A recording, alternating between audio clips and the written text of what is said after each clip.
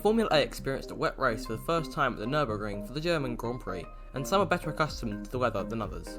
With just 5 laps to go, Nathan Denyo was fighting Scott Price for the final championship point on offer. In the heat of the battle, however, Denyo tried to outbrake his opponent, and then this incident took place. Denyo's looking to go for it, he moves out of line back in again, and as that contact, Price goes up the track, and yes it is! Both cars are round at turn 7, and that will most likely end Price's chances of scoring points this afternoon. Denyo goes by and holds on to 10th place. The Jaguar RT driver finished the race in a lowly 18th place, and with Denyo holding on to P10 at the checkered flag, the American was forced to think of what might have been.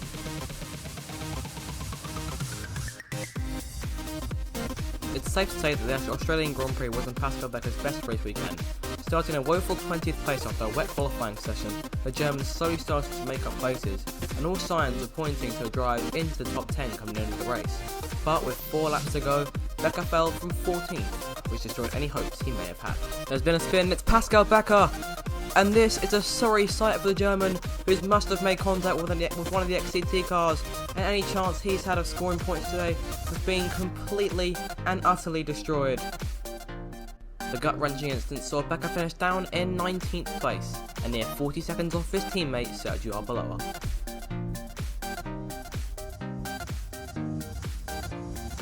The Austrian Grand Prix served as the season opener for the inaugural Formula A campaign, and one of the most hyped drivers on the grid was the young Brit Milton Verbe. Having qualified second, he made a lightning start from the front row and quickly passed Pulse's Sophie Zia for the lead. 1 lap later, however, disaster struck, and he was hit with an engine failure.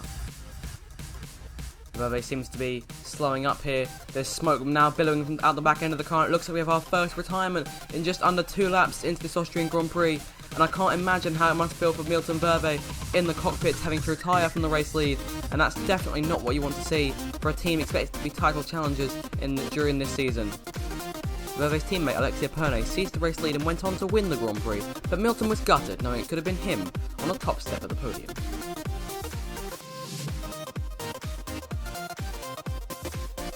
If star points were awarded in Formula A, there'd be no objections to this absolute heart-and-mouth moment from Max Schmidt, who had to quickly recover from a poor qualifying down at the Nürburgring. A collision with Joe Daly immediately occurred on the run-down to turn 1, and this recovery is one of the coolest things we've seen all season. He's trying to make a move to the inside, and there's contact, and around goes Max Schmidt, and the Ruins behind him. He's going around in continuous circles there. I don't know who hit him from behind, but he's somehow managed to save that. That was incredible driving. Schmidt kept going, but an unscheduled pit stop ended his chances of a good result that day. However, it doesn't take anything away from what was definitely a very nice move.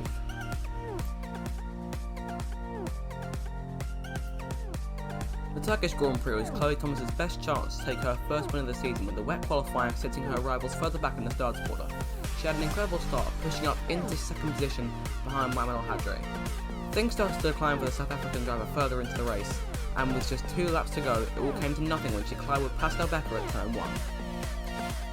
Round he goes, and there goes Pascal Becker with 2 laps to go. Bruno Cabral's at the race, and there goes Chloe Thomas, who's made contact and lost her right front tyre, and just like that, a race has gone from bad to worse. Chloe Thomas, the ultimate climax of this race, out of the Grand Prix.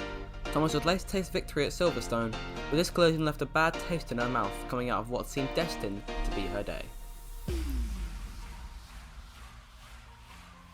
Experienced Italian Luca Gatto was a man on a mission at the Tuscan Grand Prix, chasing down Actel 76's Mick Wallin for 8th place in the closing laps. However, as the battle got more and more heated, Gatto saw a chance going to 12 and 12, and what happened next was catastrophic for both drivers. They made contact. First, Gatto ran wide, and then Wallin spun on the exit of the corner, sending the car into the gravel and out of the running for the points. Max Schmidt and Wallin's teammate Lucas Favorani seized P8 and P9, and the battle allowed rookie Liam Turton to come through and score the first points of his career.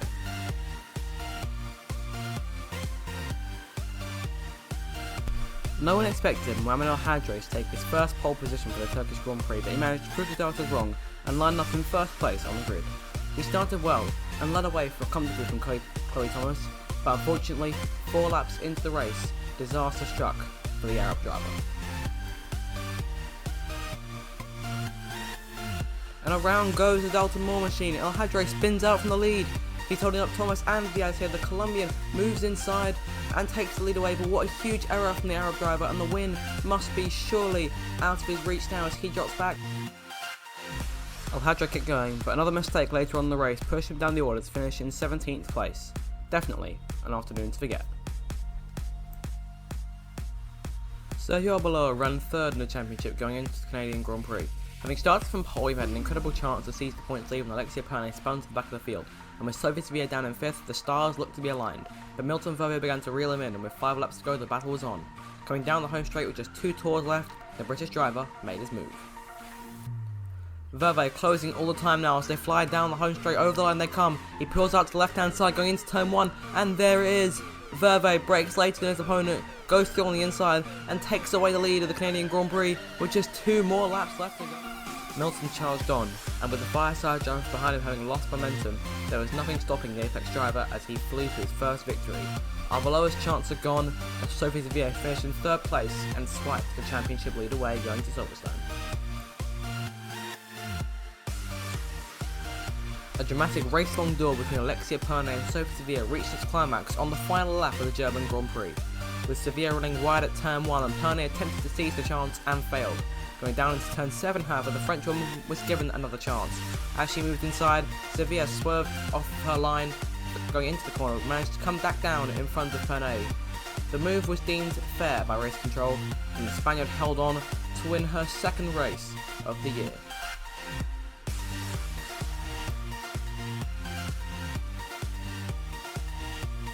One of the best battles of the season, Milton Verve managed to fight 2-on-1 with the fireside cars to claim 6th place at the British Grand Prix. Things looked bleak with half a lap left to go, but an aggressive move at Copse corner from Arbeloa on teammate Pascal Becker opened the door for Verve to try and attack. With Becker shutting off his teammate heading into Mackett and Beckett's, the Brit ducked inside of Arbeloa to claim the position and managed to control the car heading through the chicanes. Truly, a never say die moment.